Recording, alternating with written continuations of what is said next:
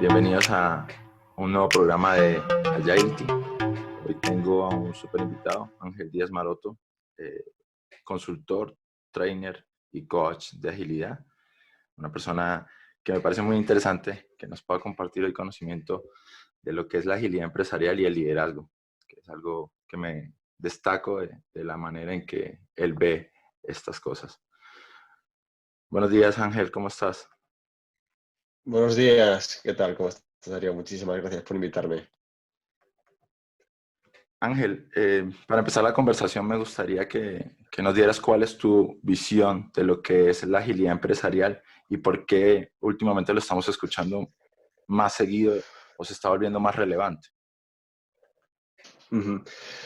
Bueno, para mí, mi definición de agilidad es la capacidad de un sistema para adaptarse al exterior, ¿no? Y si hablamos de agilidad organizacional, el sistema es esta organización, ¿no? Por tanto, para mí la agilidad organizacional es la capacidad de una organización para adaptarse a los cambios en las necesidades de su cliente como parte de su exterior, ¿no? Y otros cambios que haya en el mercado.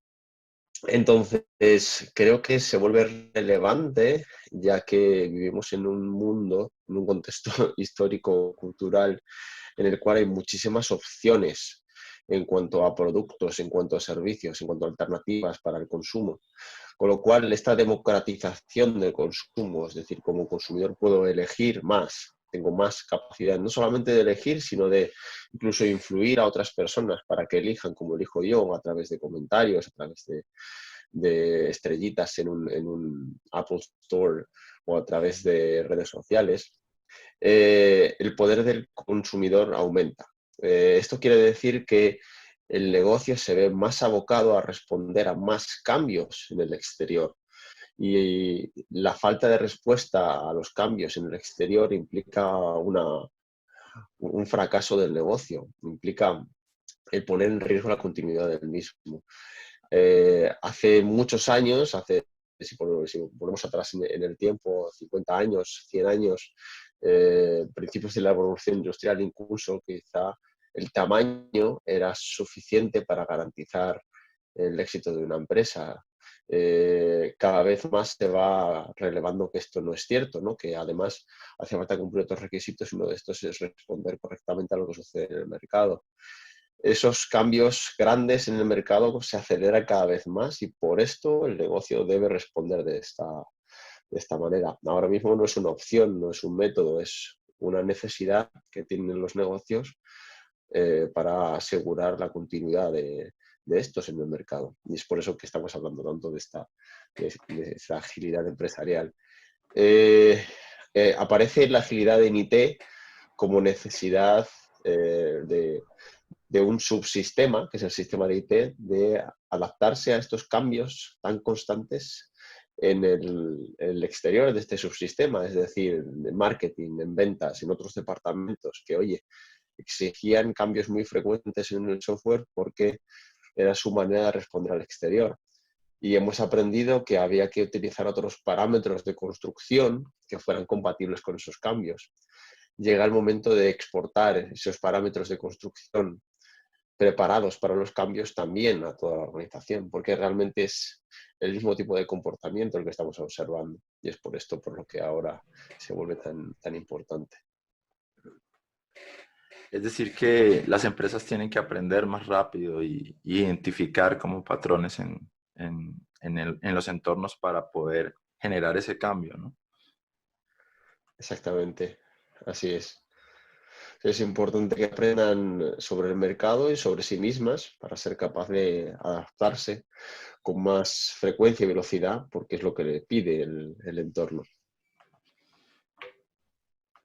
Y ese cambio constante, ¿cómo afecta a la organización? Pues, ¿cómo tiene ella que empezar a idearse, a constituirse para poder ser flexible a todos esos cambios? Creo que el primer paso es el ser consciente de esta necesidad. Eh, Tomar conciencia de que esto es así, de que no es una opción, de que es un, elemento fundamental para garantizar la continuidad del negocio y debe la organización construir cada vez más de esta habilidad que seguramente ya tenga, seguramente ya tiene la habilidad de entender al exterior, pero tiene que acelerarla. El paso es escuchar, es decir, escuchar lo que ocurre ahí fuera eh, en pos de buscar el adaptarse a estos cambios, ¿no? Saber a qué velocidad y qué se está moviendo y qué está sucediendo ahí fuera y qué podemos hacer para cubrir esa necesidad de velocidad. Y es algo que quizás el tercer paso importante para mí sería el que la gente esté de acuerdo con esto, ¿no? Es decir, que se construya una imagen común del contexto de toda la organización diciendo, bueno, según lo que hemos escuchado ahí fuera, debemos empezar a cambiar aquí dentro, ¿no? Entonces, va mucho, para mí entenderlo, va mucho más conectado con principios y con como hemos dicho antes, esa toma de conciencia, primero una toma de conciencia inicial de partida de la búsqueda de esta información y después una toma de conciencia real con un compromiso donde decimos efectivamente esto hay que moverlo y se construye esa promesa de evolución. Y todo esto tiene mucho más que ver con la identidad de la organización, con el activar la identidad. Yo no creo que la palabra correcta sea cambio cultural, sino una activación de la cultura. Es decir, la cultura existe, está ahí y es una identidad colectiva. Todos tenemos una identidad hasta que un día vas al médico y te dice el médico, señor, tiene usted que hacer deporte y dejar de fumar. Y es exactamente lo mismo que tiene que suceder en la organización. La identidad no cambia como si la entendemos como una transmutación o si la entendemos como una metamorfosis de la identidad o de la cultura, sino que pienso que es una revelación, una toma de conciencia y un compromiso. Entonces, igual que esa persona toma un compromiso de decir, oye, pues creo que si quiero sobrevivir necesito dejar de fumar y ponerme a hacer deporte, lo mismo debe suceder en la organización. No es un cambio de identidad, sino es una toma de conciencia y un compromiso. Un compromiso en base a una información visible, a un contexto compartido. Oye, nos hemos dado cuenta de esto y tenemos que reaccionar. Eso también llamado ese sentido de urgencia, ¿no? Creo que esos son los pasos iniciales. Nos comentaba sobre algo muy interesante que es el tema del compromiso y la responsabilidad. Cuando estamos en los temas de agilidad, pero en esa subsección de tecnología, nos hablaba mucho del tema de la autoorganización en los trabajadores del conocimiento. ¿Cómo se traslada esto a la agilidad empresarial? Efectivamente, he visto en mi experiencia cómo frecuentemente se malentiende, bajo mi perspectiva, el concepto de autoorganización, que frecuentemente se ve casi como un asunto sindical, cuando realmente creo que estamos hablando de otra cosa. Creo que de alguna manera la autoorganización siempre existe, es decir, siempre se puede decidir a todos los niveles, desde el mínimo, es decir, si me rasco la cabeza o me rasco el pie durante el trabajo es algo que puedo decidir. La cuestión es, bueno, ¿cuánto puedo decidir? Y es cierto que buscamos ampliar el rango de cosas que se pueden decidir en la parte operativa. Y esto tiene una razón. Y una razón que es el ser capaz de comprometerme con más, ya que puedo decidir más. Y este más significa responder a las necesidades del cliente que esté afuera. Ya mi responsabilidad no es la de cumplir con una tarea, sino que lleva a construir un producto o cumplir con un servicio que da una satisfacción a un cliente. Y la capacidad de responder a esto, la capacidad de tomar decisiones que me acercan a aquello que el cliente me va pidiendo es un elemento fundamental si yo lo que quiero es acelerar la capacidad de la organización para responder a estas necesidades o estos cambios en las necesidades de los clientes. Distribuir el control hacia la parte operativa es necesario si quiero que la parte operativa sea capaz de responder más rápidamente a estos cambios. Y es una cuestión de aceleración de la parte operativa. Los rangos, hasta dónde se puede decidir, va a ser lo que me va a marcar, por una parte, el cuánto voy a ser capaz de responder. Si yo limito la capacidad de responder, también limito la capacidad de decidir y por ende la velocidad de respuesta del negocio. Y esta es la razón subyacente y creo que es importante tenerla en cuenta antes de hablar de autoorganización. Es decir, ¿para qué quiero autoorganización? Pues, y al final lo que no quiero autoorganización, lo que yo quiero es distribuir el control y lo que yo quiero es aumento de la responsabilidad. ¿Para qué? Para responder más a lo que sucede en el exterior. Esto no es libertad para el desarrollador, ni, o sea, no es que un desarrollador pueda poderse trabajar en videojuegos si le apetezca, a no ser que yo lo que haga es que un día busque estimular ese pensamiento lateral y busque descubrir cosas nuevas, sino lo que significa es más capacidad de responder a lo que sucede en el exterior, en la parte operativa, ni más ni menos. Además de esto, opino que si no tenemos cuidado, podemos obtener con la palabra autoorganización efectos no deseados. He visto en mi experiencia efectos no deseados de esa palabra, del mal uso, en mi opinión, de esa palabra. Uno de ellos es miedo, ¿no? Es decir, miedo en la gerencia de, autoorganización. Entonces ahora voy a perder completamente el control sobre lo que sucede, van a poder trabajar en una dirección completamente diferente o no trabajar, o, bueno, ¿cómo me aseguro yo? ¿No? Y es normal que construya ese miedo. Efectivamente, delegar es muy importante y esto debe ser progresivo. Ataca a la identidad del gerente, puede incluso atacar a la identidad de la parte a la que se le delega, ¿no? Delegar es una relación que debe modificarse progresivamente cuando es necesario. Autoorganización tiene un nombre que quizá inspira un salto cuántico, un salto, un salto muy grande en esa relación, con lo cual es normal que provoque miedo.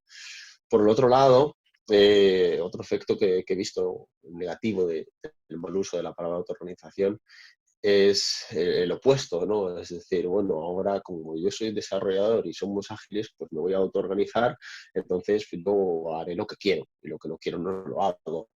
Entonces, como soy autoorganizado, pues yo puedo decidir si soy multidisciplinario o no, si yo puedo decidir si tomo responsabilidad por el producto, solamente la tomo por mi tarea, o no, es como puede construir, digamos, niños mimados, ¿no? Es decir, pues como me autoorganizo, pues ahora decido yo y, y decido aquello que me viene más cómodo. Bueno, con la autoorganización viene también más responsabilidad y es importante también subrayar más esa parte. Es decir, no es un aumento de la autoorganización tanto como un aumento del compromiso y para eso va a haber un cambio también en la parte decisional que sea coherente con el compromiso que estás adquiriendo. Eh, Esto es para acabar con un efecto que teníamos en el pasado, en el cual se obligaba o de alguna manera la gente se tenía que comprometer con cosas que no controlaba o sobre las cuales no puede decidir o sobre las cuales no tiene información, ¿no? Y queremos acabar con eso, efectivamente, también. Bueno, otra organización, que la gente tome más responsabilidad, pero en coherencia tiene que poder decidir también dentro de patrones compatibles con la responsabilidad que se les pide. Interesante. Me quedé con el tema de las áreas operativas un poco más cerca a los clientes y eso me replantea una pregunta que es si las áreas trabajarían de punta a punta y cómo se transformaría la organización o si hace falta que la organización se transforme y si solamente es en esas áreas de operaciones o es en todas las áreas que se debe hacer. No sé si- Claro. Creo que es importante que entendemos cuál es el sistema que queremos hacer más responsivo al exterior y que nos concentremos en él. Es decir, si yo veo el sistema organización y quiero que el sistema responda mejor al exterior, implica que todas las áreas funcionen de una manera diferente. Bueno, pues no lo sé. si pensamos en un ser humano y pensamos que si quiero que el sistema ser humano sea capaz de responder más rápido a los cambios en el exterior, implica que todos sus órganos cambiarán. Bueno, no lo sé, creo que no. Quizá a lo mejor mi sistema nervioso, mis ojos tienen que ser más responsivos para poder encontrar o estar alerta de manera más deprisa, pero tiene mi estómago que funciona diferente, no lo sé, o tiene mi lengua que tiene el sabor diferente, no lo sé. Eh, pues muy probablemente no. Creo que en la organización sucede exactamente lo mismo. Cuando hablamos de agilidad, no como un método de trabajo, sino hablamos de agilidad como una capacidad de la organización que ya tiene y queremos acelerar. Entonces, creo que, bueno, depende mucho de qué área. Pero sí, es importante entender bien al todo y entender que tenemos que progresivamente ir aprendiendo cómo debemos cambiar para ganar esta capacidad. Por decreto de ley, ahora todo el mundo tiene que seguir este camino sin entender cuál es el propósito. Lo importante es que se entienda bien cuál es el propósito y que hagamos cosas que nos acerquen a este propósito. Interesante. Me hace pensar entonces en que nos puedas orientar un poco sobre cuál es el rol del líder dentro de esta movimiento hacia la agilidad empresarial. ¿Cuál es su papel y cómo lo ves tú en este contexto? Bueno, cuando me hables del líder, porque realmente creo que liderazgo es una palabra que frecuentemente nos lleva a desacuerdos en qué significa un líder, ¿no? ¿Significa un gerente? ¿Significa una persona que tiene seguidores? ¿O significa capacidad de influencia? ¿Qué significa liderazgo? Creo que casi esa es otra discusión, ¿no? Pero Ujú. si me quedo en capacidad de influencia, ¿no? Que es la definición que a mí más me cuadra o que más me sirve, que más útil me resulta, ¿no? Liderazgo como la capacidad de un individuo para influir en un sistema haciéndose cargo de algo. Esa es la definición que yo uso. Es importante luego que entendamos, bueno, de qué se está haciendo cargo este líder, ¿no? Si entendemos que estamos hablando del líder que se hace cargo de ese cambio. O sea, es un líder transformacional. Yo me hago cargo de cambiar para activar esta capacidad, para accionar esta capacidad de responder mejor al exterior. ¿Cuál es la relevancia? Pues la relevancia efectivamente es la de de la activación de ese crecimiento de la capacidad, ¿no? Y hablábamos de la importancia de entender el propósito, de entender para qué es esto y construir un propósito compartido, es decir, que todo el mundo estemos de acuerdo que efectivamente esto es necesario. Creo que ese es el primer paso del líder, la primera relevancia de ese líder transformacional que se encarga de construir esa influencia en la organización. Hacer presente el propósito y el para qué queremos esto de la agilidad, construir un acuerdo contextual, de decir, oye, ¿y por qué aquí ahora? Y efectivamente es necesario esto aquí ahora. Y desde ahí construir esa influencia, entendiendo la propia identidad y la identidad de la organización donde está, para que efectivamente se construya ese movimiento y se adquieran esas capacidades.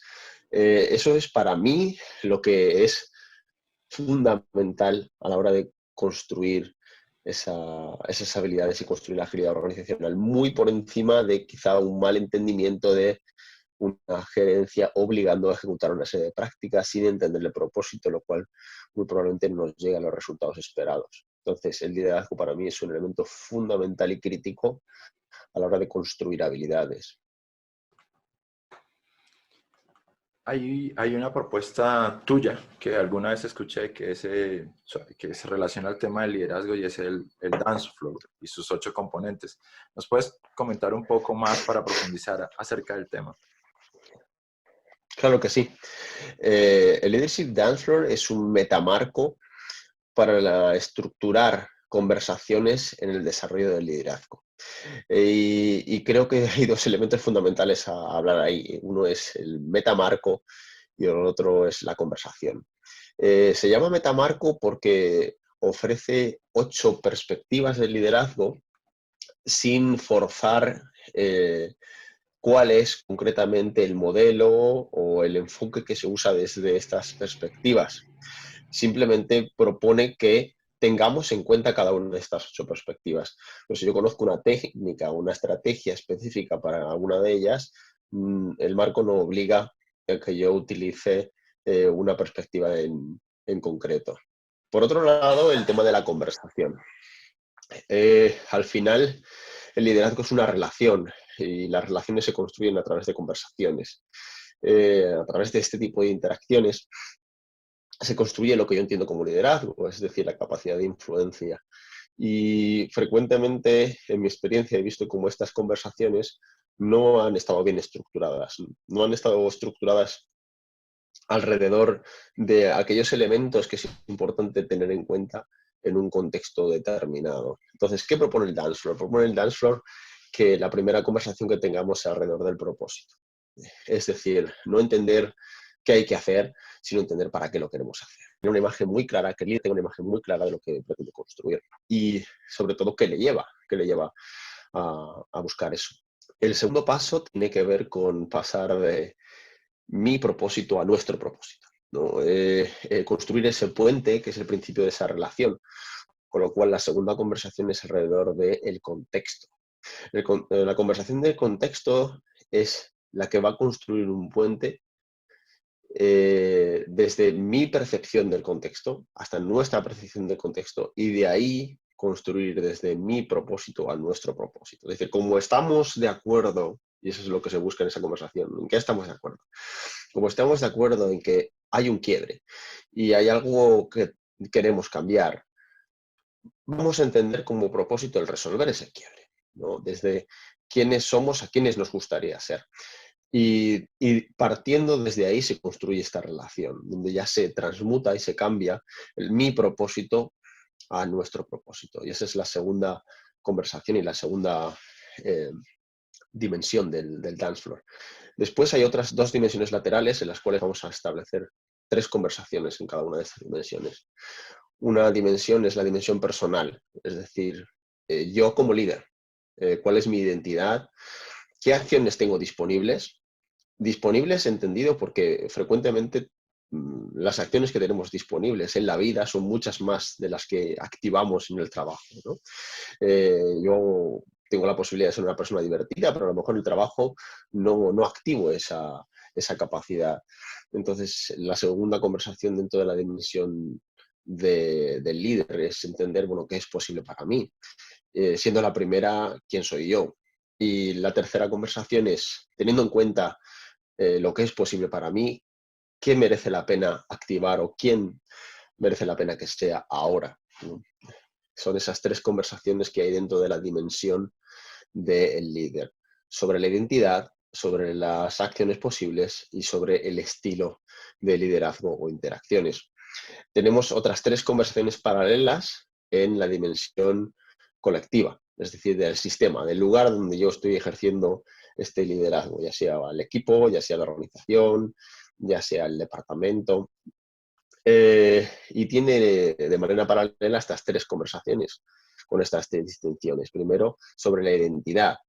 Vamos a llamarlo a esta la conversación la cultura, ¿no? ¿Quiénes somos? La segunda conversación es la dimensión colectiva, es la conversación de las relaciones, ¿no? Es decir, cómo nos relacionamos entre nosotros y a dónde nos lleva esto, ¿no? Digamos que es una conversación que tiene que ver con la estructura formal, la estructura informal y la relación con el objetivo, ¿no? Es decir, cómo hacemos lo que hacemos, cómo nos organizamos, cómo nos ordenamos, quién tiene relación con quién. Y desde estas relaciones van a ser posibles las prácticas, que es la tercera conversación en la dimensión colectiva. Es decir, ¿qué es lo que hacemos? ¿Qué es lo que hacemos y esto cómo nos acerca a nuestro propósito? Con lo cual, resumiendo, son 8 conversaciones, son 8 perspectivas en 4 dimensiones. Primera dimensión, el propósito. Segunda dimensión, colectivo. Perdón, primera dimensión, el propósito. Segunda dimensión, contexto. Tercera dimensión, el líder. Cuarta dimensión, el sistema. Dentro de la dimensión del líder, identidad del líder, acciones posibles, interacciones visibles. Y dentro de la dimensión colectiva, identidad colectiva, y relaciones y prácticas. Eh, Es un poco complejo para explicar así tan deprisa. Sí, sí, sí, lo veo. Y creo que Sí, sin algo gráfico es más complicado aún. sí, efectivamente es el producto de 8 años de trabajo, de investigación. Está fundamentado el coaching ontológico, coactivo, sistémico, teoría de la complejidad, coaching generativo. Tiene un montón de ciencia, hay más de 15 modelos unos encima de los otros. Y ahora mismo ya he formado más de 30 países. Y hay ya muchísima gente que lo está utilizando. Hay coaches que lo están utilizando para estructurar sus conversaciones del coaching con resultados muy, muy buenos.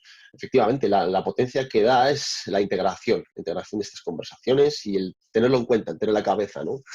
Para llevarlo a la práctica. Simplemente cuando yo llego a hablar con un gerente y el gerente me dice, quiero que me hagas Scrum aquí. Y el saber que la primera pregunta es, bueno, ¿y para qué? ¿Qué quieres lograr con esto? ¿Y cómo te lo imaginas? ¿Y qué te va a aportar? ¿No? Esa primera conversación es fundamental. Y después bajar a la conversación de, vale, ¿y por qué ahora? ¿No? ¿Qué problema queremos resolver? ¿Y en qué están de acuerdo los demás? ¿En qué está de acuerdo el equipo? ¿Y el equipo qué le va a aportar? ¿Qué se esperan? Bueno, vamos a hablar con ellos, vamos a preguntarles, ¿no? A ver en qué estamos de acuerdo. Y partir la relación desde ahí y decir, oye, pues qué valores nuestros estarían presentes aquí o qué valores nuestros nos dificultarían esto. Y tener la misma conversación de manera paralela con ese líder, de, oye, ¿y a ti qué valores tuyos hay presentes en Scrum? ¿Cómo tú te haces vivo con Scrum? ¿Cuál es la pasión tuya en Scrum? Si no hay pasión, muy probablemente no va a haber influencia. Y después mantengo una conversación sobre las relaciones. Oye, ¿y cómo tenemos que organizarnos entonces? ¿Y qué acuerdos de trabajo tenemos que construir? Y otra relación paralela en el líder. Oye, ¿qué cosas tienes que traer de fuera, de ti, a esta organización para que Scrum sea real? Y después hablar efectivamente de las prácticas, de, bueno, ¿qué vamos a hacer? Vamos a hacer dailies, vamos a hacer reviews, vamos a hacer refinements, vamos a hacer esto, vamos a hacer aquello, vamos a aprender, vamos a recibir una formación o buscar información de cómo es. Y por último, bueno, pues yo como líder, ¿cómo voy a potenciar el sostener este cambio? O sea, esas 8 conversaciones y esa estructura conversacional es aquello que va a construir la relación de una manera mucho más fluida, que es lo que busca el dance floor, ¿no? Que la gente sepa por dónde partir, ¿no? En lugar de centrar directamente, bueno, pues vamos a hacer Scrum, pues vamos a centrarnos en las prácticas. Ya, pero es que si la gente no está de acuerdo en las prácticas, o no entiende para qué son las prácticas, o no está presente su identidad en las prácticas, o el líder no está apasionado con esas prácticas, no van a funcionar, no nos van a dar ninguna parte. Nos van a llevar simplemente a hacer un Scrum cosmético, algo que parezca Scrum, que parezca que sí, la práctica está efectivamente, pero no alcanza el propósito, no me sirve para lo que quiero que me sirva el Scrum. Y eso es por la razón por la cual creé el dance floor. Se llama además dance floor porque lo coloco en el suelo. Lo pinto en el suelo. ¿Y por qué lo pinto en el suelo? Simplemente para permitir que con el cuerpo podamos tomar conciencia de desde dónde estamos hablando, ¿no? Que nos podamos caminar, ¿no? Pero bueno, podemos pintarlo también si queremos en una hoja, para que tengamos siempre conscientes, para que seamos siempre conscientes de desde dónde estamos hablando, ¿no? Frecuentemente llegamos a la conversación y nos dice la persona, yo quiero agilidad, ya, pero es que la agilidad no es un propósito, eso es un medio, eso es una práctica, y le movemos a la persona a la práctica. Le preguntamos, ¿y para qué lo quieres? Entonces, cuando nos da razones, nos movemos físicamente a la parte de propósito. Ahora sí me estás dando razones, ¿vale? ¿Y en qué estamos de acuerdo? Y bajas a contexto. Entonces, la persona sabe desde dónde está hablando. Y si está hablando, por ejemplo, bueno, pero es que esta persona de aquí está muy en contra y este de aquí me hace la vida imposible y el otro departamento, no, eso que pasa muchas veces en las conversaciones. Bueno, la movemos a relaciones. la movemos, la hacemos caminar y ponemos el cuadrante de relaciones. Y dices, vale, me estás hablando de relaciones, fenomenal, pero no es eso lo que tenemos que hablar ahora. Primero tenemos que encontrar contexto. Luego construiremos las relaciones, ¿no? Entonces, ese, digamos, entre comillas, baile, ese moverme entre las diferentes perspectivas del dance floor, lo que aporta es tomar conciencia de qué me estoy ocupando, ¿no? De qué me estoy ocupando en esta conversación ahora. Y esa es la razón del nombre, ¿no? Del dance floor. Me llama muchísimo la atención el tema del contexto y cómo ese contexto que construyo genera influencia. Sí, eso me llama poderosamente la atención porque efectivamente pasa mucho lo que tú dices. O sea, tengo gente que está convencida de que quieren ir hacia ese cambio y gente que efectivamente no. Y ese contexto del que hablas pareciera que es el que me ayuda a poder encaminar a través de ese liderazgo a la organización hacia lograr como esos acercamientos para comprometerse con ese objetivo, ¿no?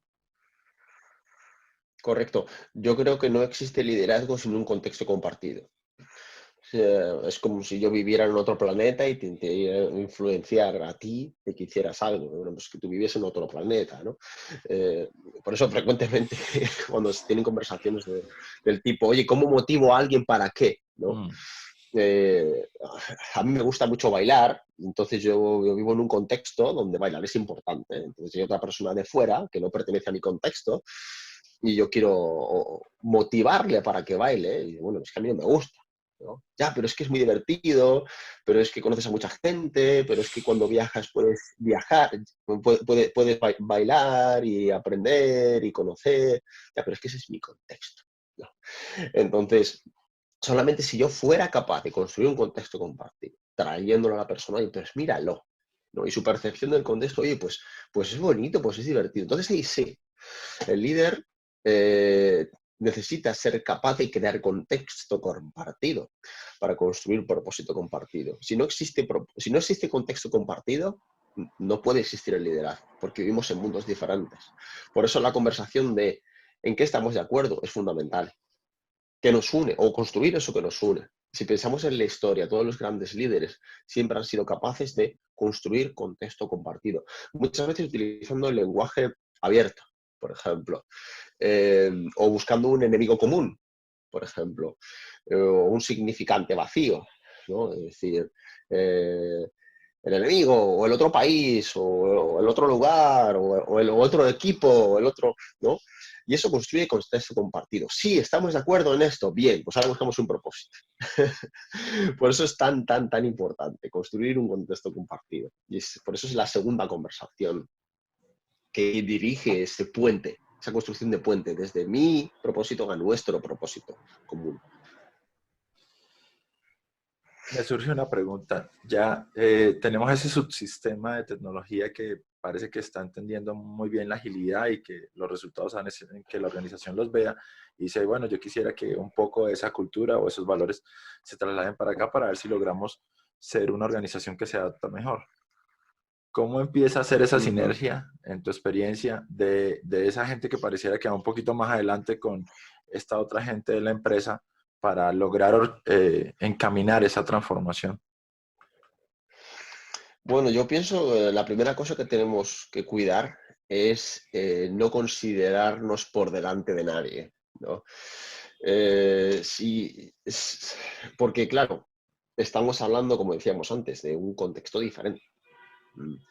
Eh, de nuevo, si lo que se quiere es construir una relación de liderazgo con el resto, es importante entender para qué y hacer que este para qué sea relevante para el resto de la organización, ¿no?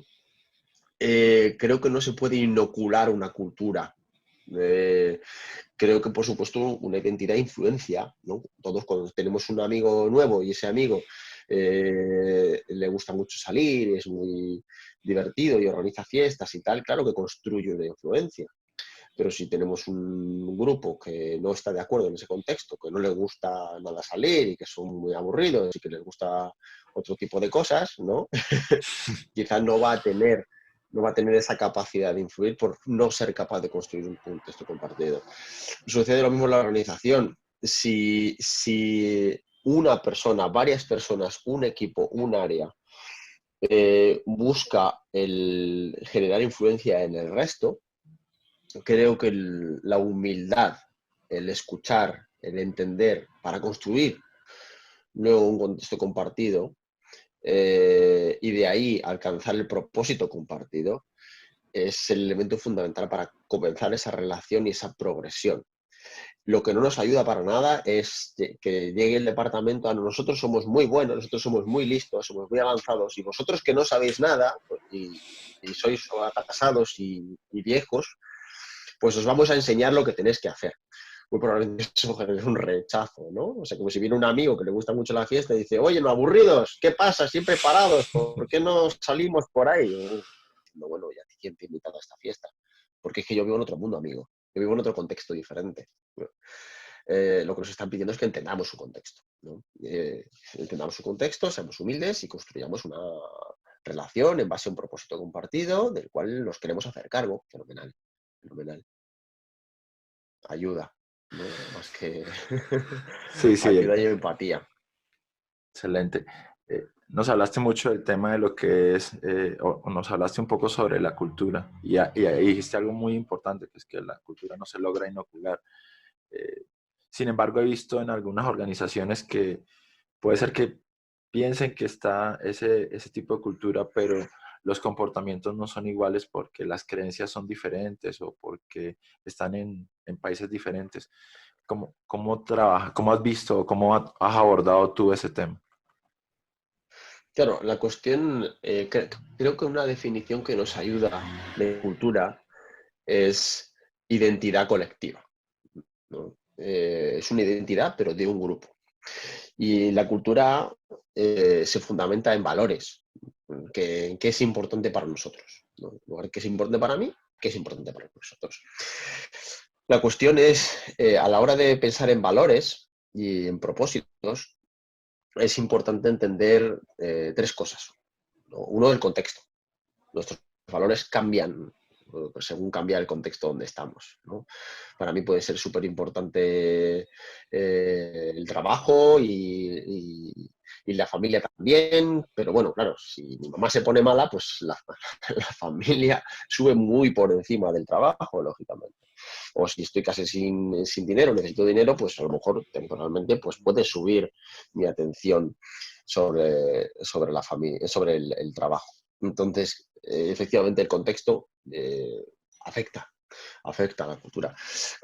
Otro elemento fundamental de este trabajo con valores es el orden, ¿no? Es decir, si hablamos de valores en general, decimos respeto, decimos foco, decimos compromiso, decimos coraje, decimos familia, decimos trabajo, decimos responsabilidad, decimos... Les puedo contar una lista de por lo menos 200 valores y seguramente que todos les van a gustar todos. Sí. Decir, respeto no, eso no es importante para mí.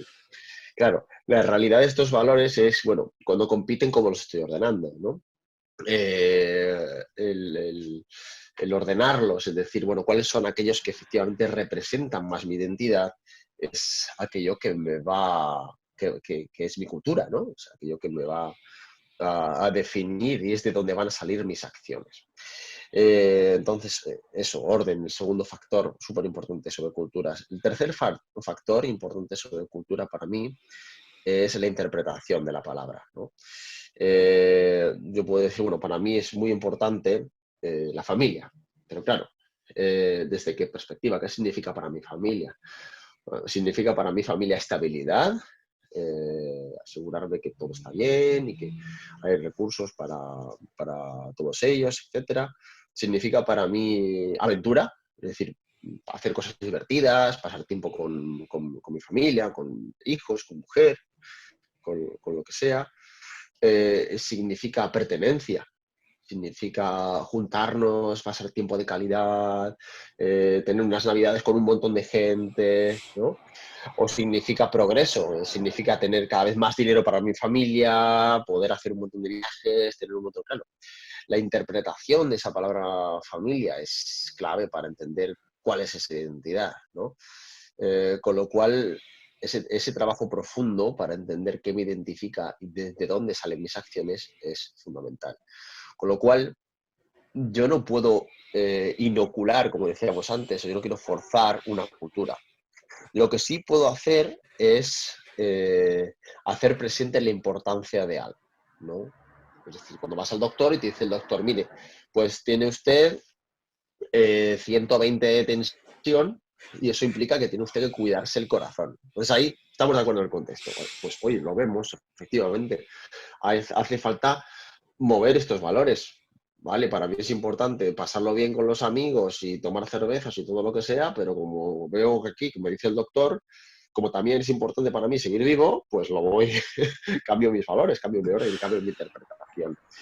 Entonces, lo que sí se puede hacer es no pensar en cambiar sino pensar en cómo hacer presente la realidad, hacer presente el contexto, ¿no? Es decir, bueno, ¿quiénes necesitamos ser para lograr este contexto, este objetivo, ¿no? O sea, ¿qué está pasando aquí ahora y qué es importante aquí ahora? Bueno, pues aquí ahora lo que es importante es cuidarse, porque hemos visto que tenemos la tensión alta. O aquí ahora es importante, oye, pues responder a los cambios en la necesidad de los clientes. ¿Por qué? Porque es que el cliente tiene 50.000 opciones, antes tenía una. Vale. Entonces, ¿y quiénes tenemos que ser? ¿Qué valores tenemos que activar para ser capaces de hacernos cargo de este propósito? Entonces, ese sí es el trabajo que se puede hacer y que puede hacer un líder, ¿no? Hacer presente el contexto y profundizar en quiénes tenemos que ser para lograr el propósito que se viene, que se hace relevante aquí y ahora, ¿no? La identidad para mí seguirá siendo la misma en principio, pero el sistema decidirá activar los valores que sean necesarios en cada momento. Y esto es cierto que producto de activar unos valores de una manera frecuente, podemos entrar en una siguiente versión de nosotros mismos donde otros valores están más presentes, ¿no? O sea, quizá nos vemos inspirados por estos resultados que hemos obtenido, ya que el médico me dijo que tenía la tensión alta y tenía que cuidarme, hacer deporte, y después, oye, pues esto se modificó y como resultado de, ahora para mí cuidarme es más importante, por ejemplo, ¿no?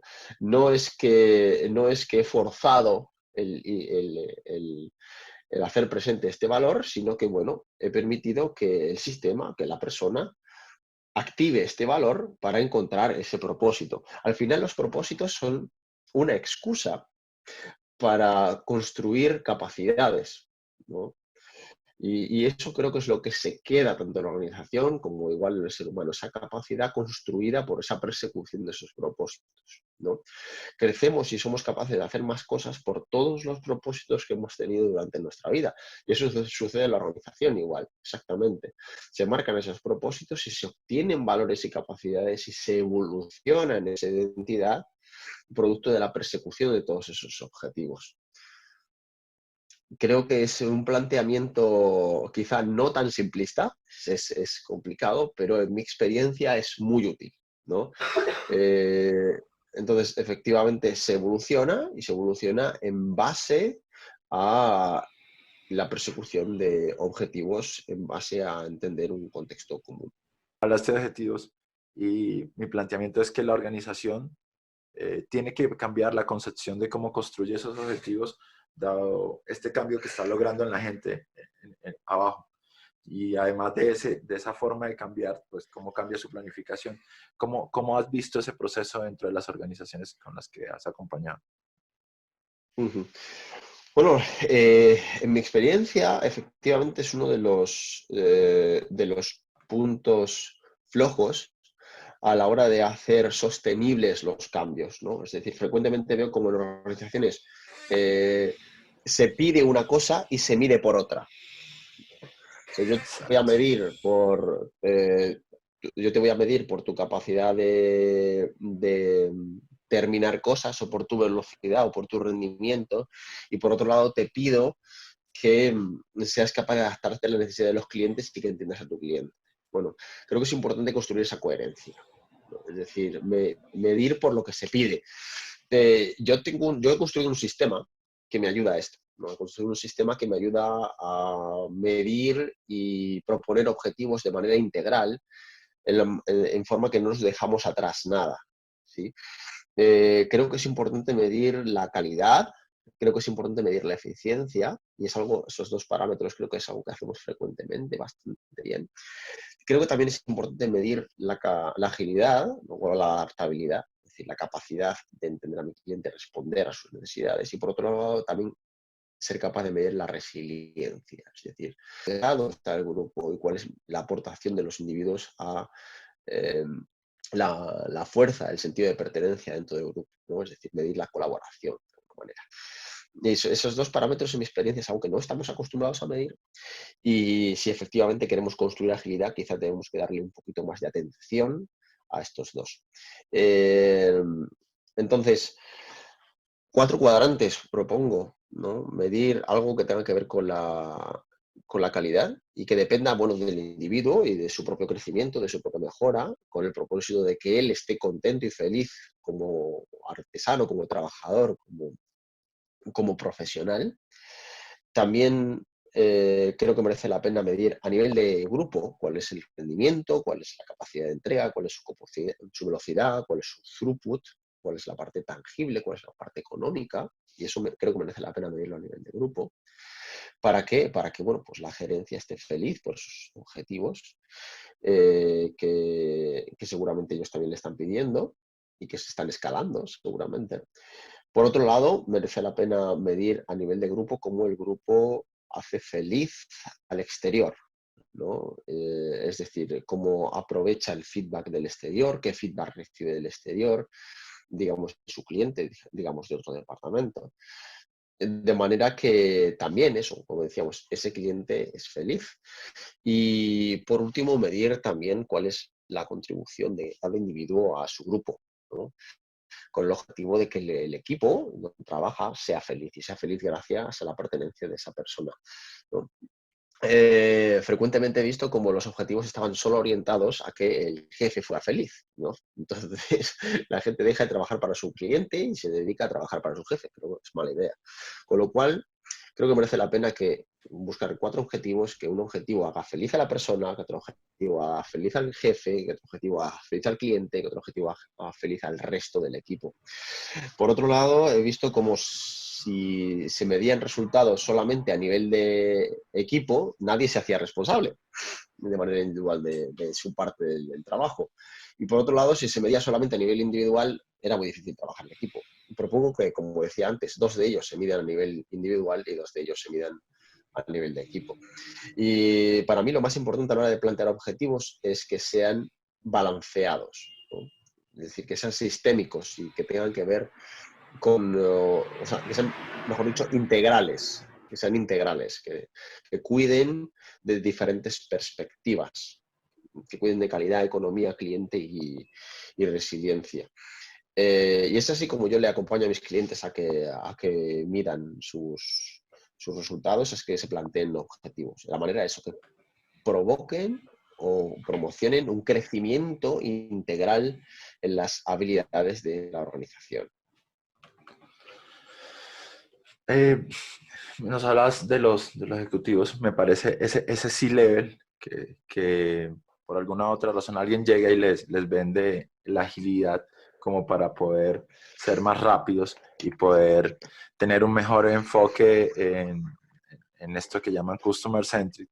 Pareciera que es un componente importante por lo que hemos venido conversando, pero ¿cómo logramos que ese C-level logre conciencia del cambio que está logrando y lo proyecte de esa manera? Pues ya tú hablabas de un cambio de la visión de los objetivos, pero ¿cómo vamos logrando ese cambio, ese trabajo con ese C-level?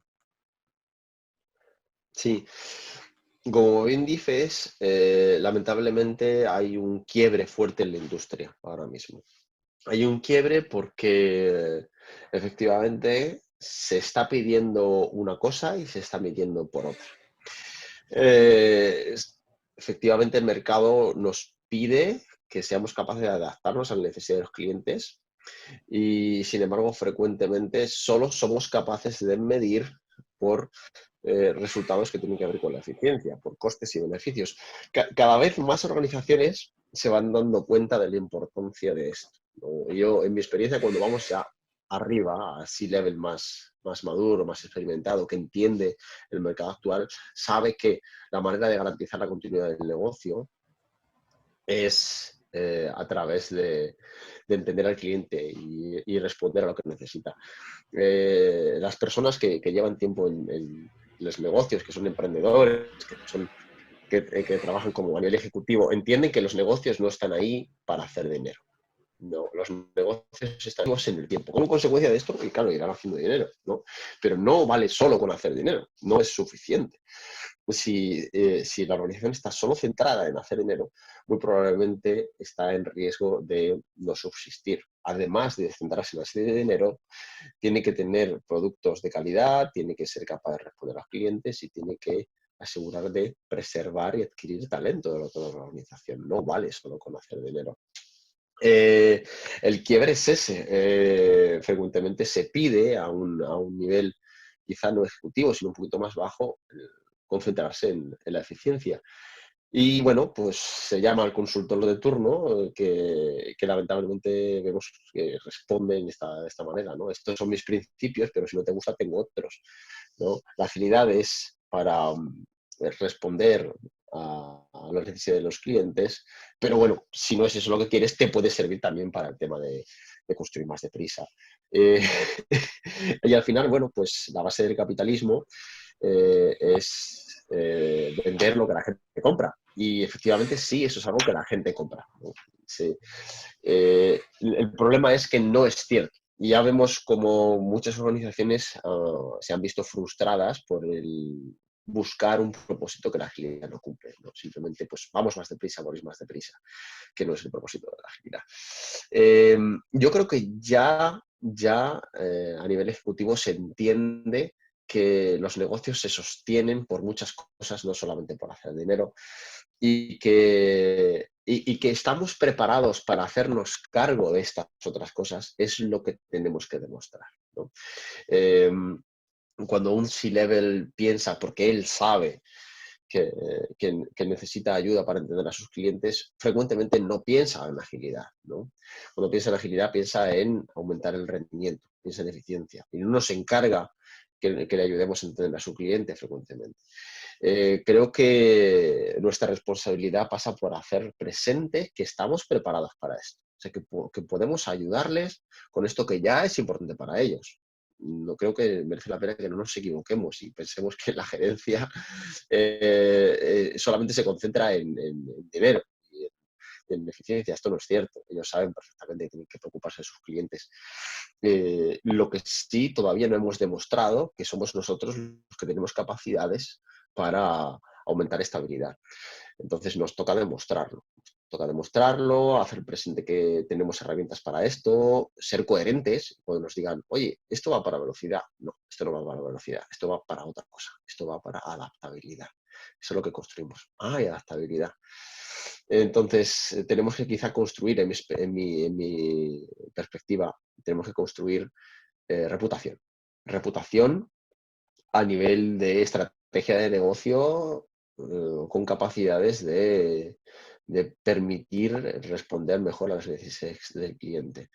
El nivel ejecutivo ya sabe perfectamente la importancia de tener al cliente en mente en cada una de sus decisiones.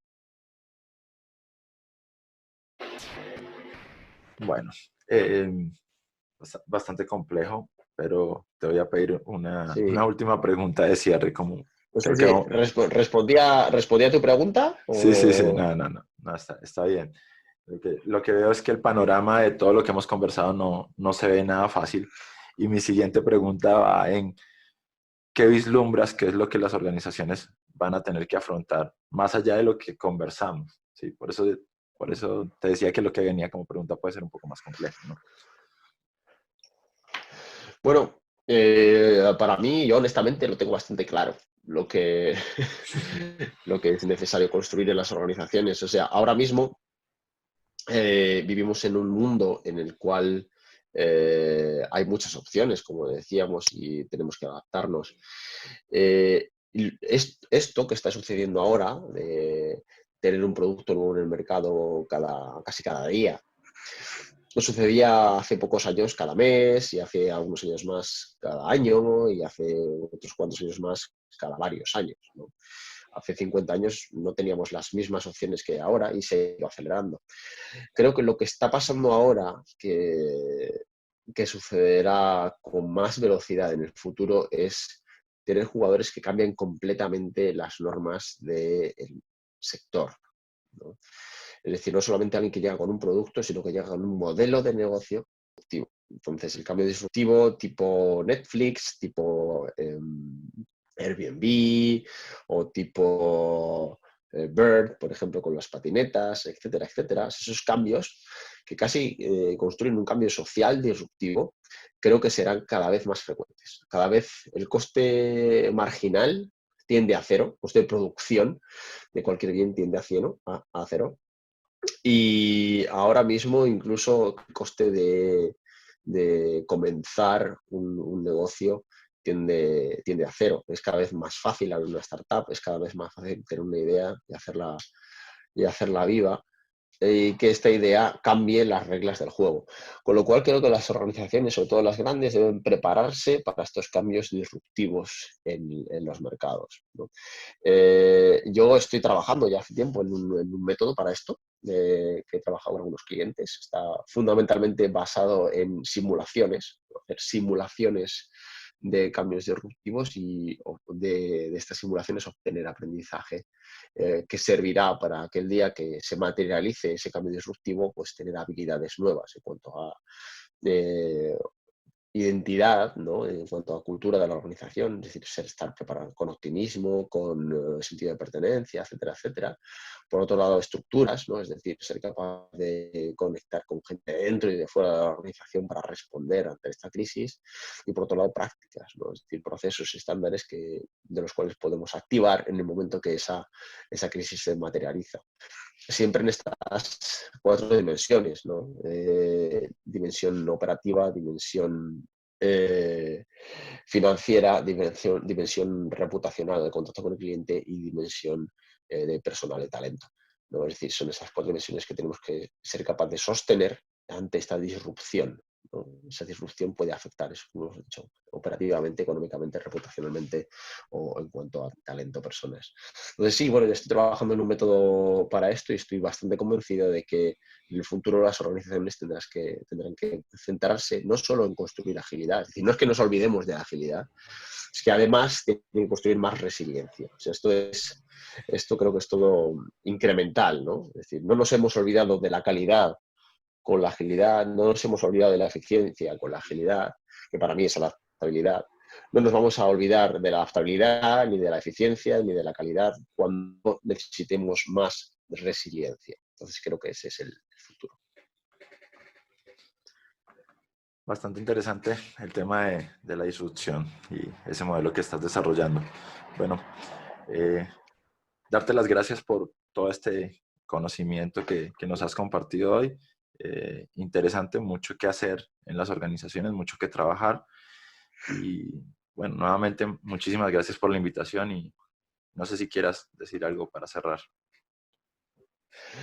Sí, bueno, primero agradecerte por la invitación, por este tiempo. Por otro lado, me gustaría quizá añadir el hecho de que es un trabajo muy complejo y que tiene que ver con personas. Cuando hablamos de coaching en el mundo de la agilidad, creo que tiene que ver con ese trabajo sobre la identidad, ¿no? Y es importante que las personas que trabajamos en este mundo del coaching, si realmente queremos utilizar ese enfoque de trabajo, que tiene que ver con las personas, que tiene que ver con la exploración de la identidad, que tiene que ver con la conversación, que nos formemos adecuadamente en este tipo de habilidades, que no simplemente seamos consultores y no seamos coaches, que no tienen nada de malo ser un consultor.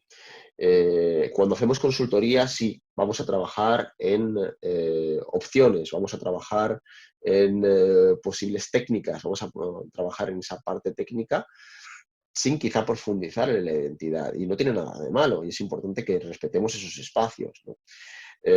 Creo que debemos ser responsables. Creo que es muy importante que seamos responsables y entendamos bien desde qué perspectiva y desde qué habilidades estamos trabajando, si estamos trabajando esas habilidades de profundización en la identidad y en la relación para la adquisición de capacidades. Y por otro lado, si estamos trabajando en opciones, en técnica, en consultoría, no tiene nada de malo. Y son las dos importantes en este mundo. Entonces, creo que es la primera cosa que quería compartir. De hecho, tiene que ver con la complejidad del problema. Un problema efectivamente de alta complejidad, necesitamos estas capacidades, necesitamos estos dos tipos de capacidades, lo que no quiere decir que tampoco que nos frenemos, que nos echemos hacia atrás, que decimos esto es muy difícil, sino que todo lo contrario, que huyamos de planteamientos simplistas, ¿no? El riesgo es como cuando vemos la televisión y nos ponen este anuncio de ese señor que se tomó esta pastilla todos los jueves y perdió 20 kilos de peso y le salió pelo, ¿no? Y claro, son problemas complejos que esas soluciones simples no nos van a resolver, ¿no? Entonces, cuando llegamos y nos dicen, no te preocupes, usted no se preocupe, usted aprenda este método y haga aquí lo que pone en esta lista y en 6 meses usted va a ser ágil, no tiene más que preocuparse. Sospechen de esto, ¿no? Sospechen de esto. Se puede, se debe hacer este trabajo, pero nunca con planteamientos simplistas. No les va a servir. Bueno, Ángel, muchísimas gracias por ese consejo final que es muy importante para que las organizaciones, los ILEL y todos los que están incorporados en esto, pues lo tengan muy en cuenta. Muchísimas gracias a todos por acompañarnos. Muy agradecido por el espacio que pudimos generar. Espero que les haya generado el valor que nosotros quisimos construir junto con Ángel. Un abrazo a Perfecto, todos. muchísimas gracias. Un abrazo, gracias.